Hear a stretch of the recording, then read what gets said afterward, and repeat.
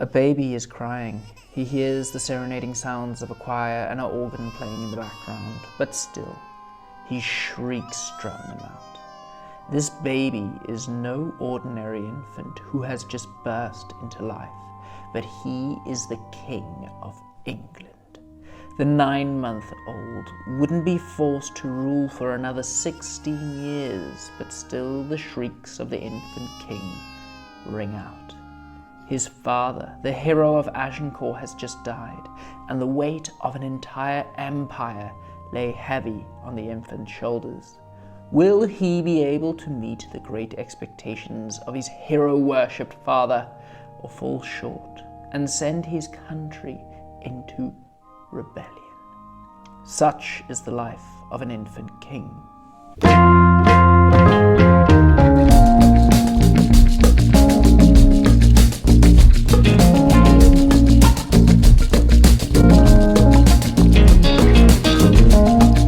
Hello and welcome to the channel. I'm the Knight of History, and I really appreciate the fact that you have tuned in. This week we're going to start to talk about the Wars of the Roses. Really exciting moment. Of course, this is a 3-part series of the Wars of the Roses, which fall into a 5-part series of the late medieval period. Anyway, I need to be honest with you. I'm not looking for fame or fortune on this channel. I'm a history teacher, and I really do enjoy teaching history, hence this channel. I seek to reach as many people as possible and help to give back, but I also really do enjoy giving back. I enjoy charity, and I'm involved in a number of them around the world. The only problem is, being a history teacher is not financially rewarding. So, I want to know if you would be interested in donating to me, not for my own personal reasons, but donating to me through charity. Okay, I want to take this money that you're going to donate to me, and we can do it through a Cash App or something like that.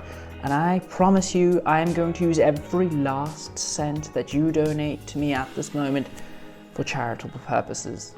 I want to create a wall of fame of sorts, and we can make sure that all this money goes to a good cause. So if you like the idea, please let me know by commenting down below. Now, let's get into this. Crowned in 1423, Henry VI was England's youngest king ever, at just 9 months old. For the first 16 years, however, a royal council governed England on his behalf. Thankfully, because no one wants to be ruled by a child.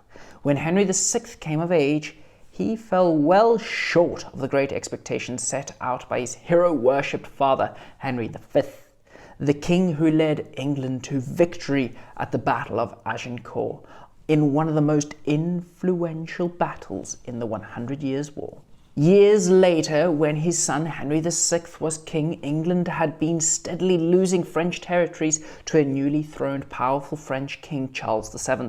When England lost Normandy, the 18-year-old Henry VI was supposed to fulfill his duty, do the chivalric thing, and lead his army into battle.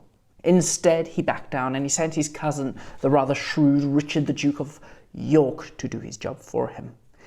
Henry VI was an artistic man. He enjoyed books and enjoyed churches. The idea of war was madness to him. But leading an army into battle was a medieval king's duty. In fact, he was the first medieval king to never lead his armies into battle, which meant that most of his noblemen believed their king was not the person that they were hoping for. They believed their king was a coward. By 1450, England's French Empire was once again reduced from large swaths of French land to just one small port town of Calais.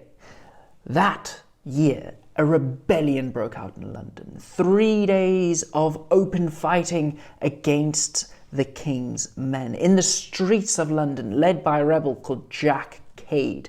The long and the short of it is that they were angry that they had given away all this land after fighting for many, many years in the 100 Years' War, to just lose it to the French. But the long of the short of it, in reality, was that they dragged out a former minister of the king from the Tower of London and beheaded him. To make things worse, 3 years later, in 1453, the young king fell into a nervous breakdown, and he suffered from mental illness. At the time, it was known as a bout of madness.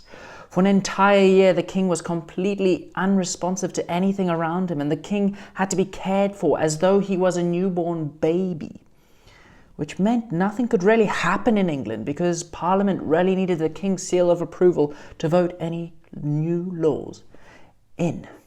Henry VI was clearly quite incapable of ruling. He was incapable of running a country. So power passed to a group of noblemen known as the Regency Council. It consisted mainly of Henry VI's cousins, the chief of which was Richard, the Duke of York, the same cousin he sent to fight his battles for him. Additionally, there was Henry VI's French wife, Margaret of Anjou, the mother of his child, Edward. She was really concerned because his cousin, the Duke of York, was gaining more and more power. She, however, Margaret, was a formidable leader and had great charisma, even though she was a woman in a really sexist time. She began to organize an opposition to the ever more powerful Duke of York.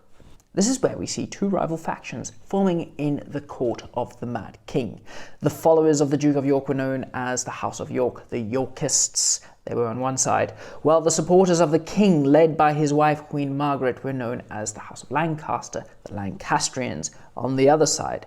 These two sides, although they didn't use them at the time, could be identified through roses. The white rose for the Yorkists, and the red rose for the Lancastrians. Thus, the following events gets its name, the War of the Roses. By 1459, Queen Margaret had grown so annoyed with her husband's cousin Richard, the Duke of York, who had constantly been growing ever more powerful and gaining more followers.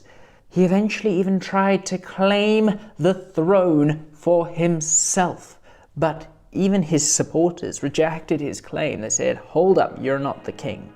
He, however, was given the right to an Act of Accord, which meant that Henry VI would be given an opportunity to rule for the rest of his life, but make Richard his heir. So he would be king when Richard died. Unfortunately, Richard was not willing to wait that long and caused a rebellion in St. Alban. Margaret declared that he was a traitor. She was willing to fight for her son Edward's inheritance. This led to war, a family feud that would see the death of thousands. The House of York and the House of Lancaster were now locked in a fight to the death. The War of the Roses had begun. Find out what happens next in part number 2 of the series. That's part number 4 of the late medieval period. I really hope that you enjoyed this. Please like, comment, and subscribe. The more you know.